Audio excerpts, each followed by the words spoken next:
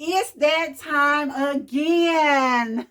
Hello, fellow teachers, homeschool moms, and or homeschool dads. I'm the one that shoots again with 2 cute classrooms, and today we're going to be talking about testing strategy, testing prep. Yay, getting geared up for state testing. I know you can't wait to do that. Right. All right. For a lot of teachers, that's a nightmare.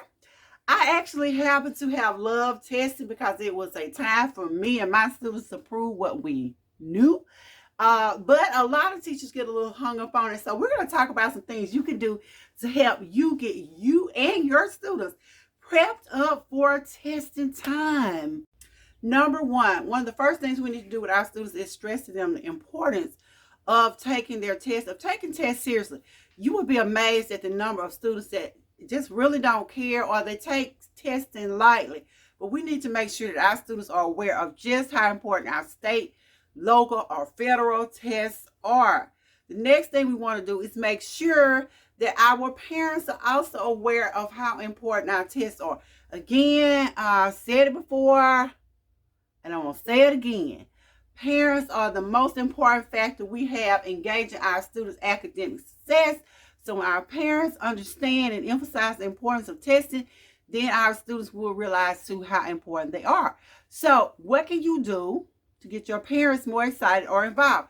Again, this is going to be number 3. Make sure that you're communicating with your parents, that you're talking to them throughout the year, not just the testing season, about the material that you're covering in your class, about the importance of state testing, about some testing tips that they can use to help their child at home. You can do this by placing articles in your local newspaper, making sure that you have talked about it on social media.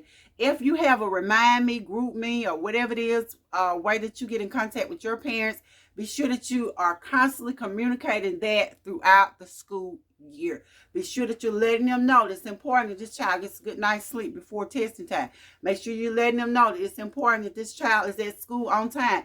Make sure you're letting them know that this helps to determine the accreditation and the grade level of your school, of your community. And why do they care? Because this affects jobs that come into the area. This affects the taxes that come into their district. So yes, it is important that your child does well on their state test. You can also host parent workshops where you're educating your parents on the material that you're teaching in your class, that you're going on over the material that will be taught on state tests, that you're showing your parents the computer programs or whatever else it is that they will need or that you're using in your class to help increase their child's test score. And by continuing to communicate the importance of the state test to your students and to your parents, this can also help to relieve some of that testing anxiety that some of our students deal with on a day-to-day basis. They get nervous, they get caught up. So this will help you be able to alleviate some of that testing anxiety that he or she may have.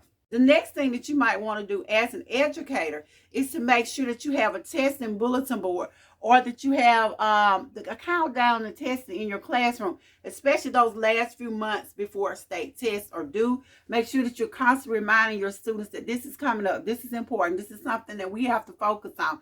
That's another thing that you can do. And of course, something that I found very effective when getting my students prepared for state tests is to make sure that I'm giving them testing questions.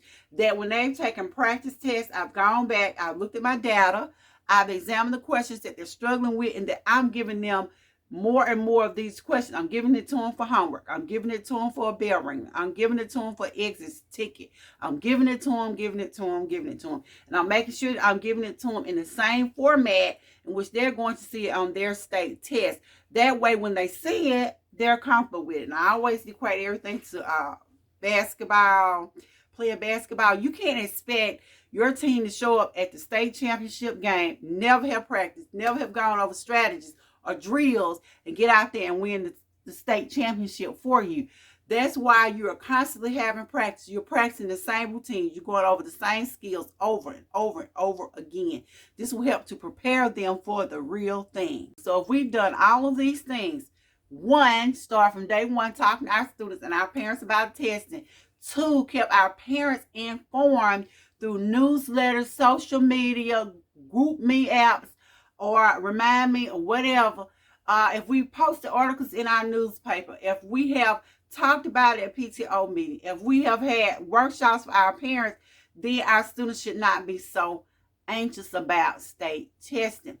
We have our third thing that we made sure that we do. We made sure that we were going over the testing questions, the testing data. We've looked at what our data said our weakest spots were. And we've given this to our students in bell rings. We've given them to them for homework. We've given them to them as exit tickets. We've done all of these things. So our students should be ready and prepared for state testing. Again, this was the One Shields with Two Cute Classrooms, talking to my teachers and my parents about things that we can do to get our students and our parents ready for state testing. I'll see you guys in the next video.